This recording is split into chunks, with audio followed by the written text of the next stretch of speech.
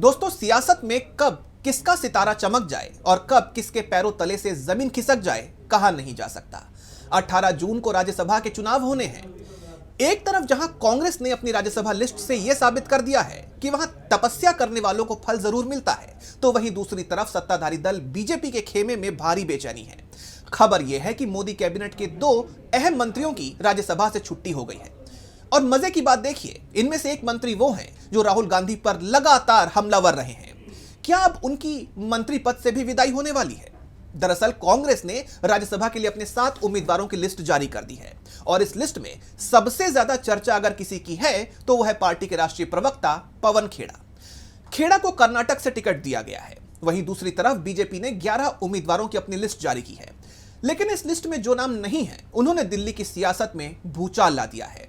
केंद्रीय मंत्री रवनीत सिंह बिट्टू और जॉर्ज कुरियन को बीजेपी ने ड्रॉप कर दिया है, जिसके बाद मोदी कैबिनेट में एक बड़े फेरबदल की सुगबुगाहट तेज हो गई है। चलिए अब जरा इस खबर की तह तक चलते हैं। सबसे पहले बात करें कांग्रेस की, तो उसकी राज्यसभा की लिस्ट एक बेहद सोची समझी और सधी हुई रणनीति का हिस्सा लगती है। यह लिस्ट बताती है कि पार्टी अब वफादारों, जमीनी नेताओं और राहुल गांधी की कोर टीम पर पूरा दांव खेल रही है। आपको 30 मई 2022 का वो दिन याद होगा। कांग्रेस ने तब राज्यसभा उम्मीदवारों की लिस्ट निकाली थी और उसमें पवन खेड़ा का नाम नहीं था। तब आहत होकर पवन खेड़ा ने सोशल मीडिया पर लिखा था कि शायद मेरी तपस्या में कोई कमी रह गई। और अब 2026 में कांग्रेस ने उन्हें कर्नाटक जैसे अपने सबसे मजबूत गढ़ से संसद भेजकर बता दिया है कि उनकी तपस्या पूरी हो गई है। टिकट मिलने के बाद पवन खेड़ा ने साफ कहा है कि उनकी तपस्या तब तक पूरी नहीं होगी जब तक 2029 में राहुल गांधी देश के प्रधानमंत्री पद की शपथ नहीं ले लेते। यह महज एक बयान नहीं बल्कि विपक्ष के उस आत्मविश्वास को दिखाता है जो अब 2029 की लड़ाई के लिए तैयार हो रहा है। पवन खेड़ा ने एक पोस्ट भी किया है, वो भी देखेंगे, लेकिन आइए एक नजर डालते हैं कांग्रेस के उन नामों पर जो राज्यसभा जा रहे हैं। मल्लिकार्जुन खड़गे, पार्टी अध्यक्ष, खुद कर्नाटक से मैदान में है, जो दक्षिण भारत में कांग्रेस की पकड़ को और मजबूत करेगा। दूसरा नाम है मध्य प्रदेश से मीनाक्षी नटराजन का, राहुल गांधी की सबसे पुरानी और भरोसेमंद साथियों में से एक। इन्हें टिकट देकर मालवा अंचल और महिला नेतृत्व दोनों को साधा गया है। अगला नाम है तमिलनाडु से प्रवीण चक्रवर्ती का, कांग्रेस के डेटा और एनालिटिक्स के महारथी और राहुल गांधी के करीबी नीतिगत सलाहकार। इनका संसद में जाना कांग्रेस के रणनीतिक कौशल को धार देगा। झारखंड से आते हैं प्रणव झा, संगठन के संकट मोचक माने जाते हैं और मीडिया मैनेजमेंट के अहम चेहरे हैं। अगला नाम है राजस्थान से नीरज डांगी का। ये दलित समुदाय के मजबूत नेता हैं जिन पर पार्टी ने एक बार फिर भरोसा जताया है। अगला नाम है कर्नाटक से मंसूर अली खान का। यह अल्पसंख्यक समुदाय का एक बड़ा चेहरा है। और 7वां नाम है खुद पवन खेड़ा का, जिनके बारे में हमने अभी थोड़ी देर पहले ही बात की। इस खबर के बाद पवन खेड़ा ने एक्स पर लिखा, खूबसूरत राज्य कर्नाटक से राज्यसभा के लिए नामित होना मेरे लिए सम्मान की बात है। मुझ पर विश्वास जताने और अपने निरंतर मार्गदर्शन, प्रोत्साहन व समर्थन के लिए मैं कांग्रेस अध्यक्ष मल्लिकार्जुन खड़गे, सीपीपी चेयरपर्सन श्रीमती सोनिया गांधी, नेता प्रतिपक्ष राहुल गांधी, पार्टी महासचिव केसी वेणुगोपाल, महासचिव प्रियंका गांधी और संचार महासचिव जयराम रमेश का हृदय से आभारी हूं। मुझे उम्मीद है कि नेतृत्व ने मुझ पर जो भरोसा और विश्वास जताया है, मैं उस पर खरा उतरूंगा।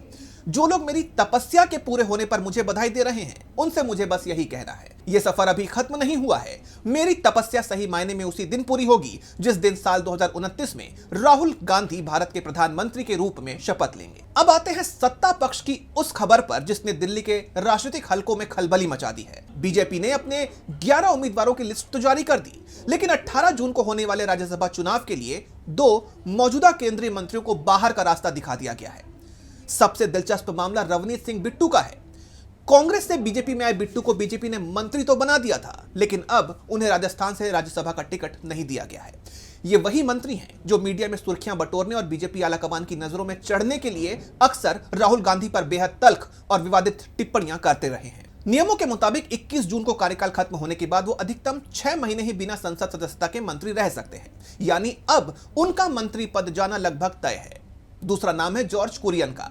मोदी सरकार में इकलौते ईसाई मंत्री जो मध्य प्रदेश से सांसद थे, उन्हें भी दोबारा टिकट नहीं दिया गया है। विपक्ष इसे बीजेपी की उस नीति के तौर पर देख रहा है जहां अल्पसंख्यकों का प्रतिनिधित्व सिर्फ दिखावे के लिए होता है। रामभाई मुकारिया, सुमेर सिंह सोलंकी जैसे कई निवर्तमान सांसदों के टिकट काटे गए हैं। लेकिन अंदर खाने खबर यह है कि पार्टी के भीतर सब कुछ ठीक नहीं है। पंकज चौधरी को यूपी का अध्यक्ष और हर्ष मल्होत्रा को दिल्ली बीजेपी की कमान सौंपकर संगठन में जो बदलाव किए जा रहे हैं वो दिखाते हैं कि बीजेपी बचाव की मुद्रा में है। 2022 में भी मुख्तार अब्बास नकवी और आरसीपी सिंह के साथ यही हुआ था। राज्यसभा का टिकट कटा और मंत्री पद से इस्तीफा देना पड़ा। कुल मिलाकर आज की तस्वीर बेहद साफ है। एक तरफ कांग्रेस है जो अपने रणनीतिकारों, वफादारों और जमीनी नेताओं को संसद भेजकर 2029 की मजबूत पिच तैयार कर रही है। वहीं दूसरी तरफ बीजेपी है जहां दूसरे दलों से आकर विपक्ष के नेताओं पर व्यक्तिगत टिप्पणियां करके नंबर बनाने वाले नेताओं का राजनीतिक भविष्य अधर में लटक गया है। सियासत का ये ऊंट किस करवट बैठेगा ये तो वक्त बताएगा, लेकिन इतना तय है कि राज्यसभा के इस ताजा चुनाव ने आने वाले राजनीतिक महासंग्राम की पटकथा लिख दी है।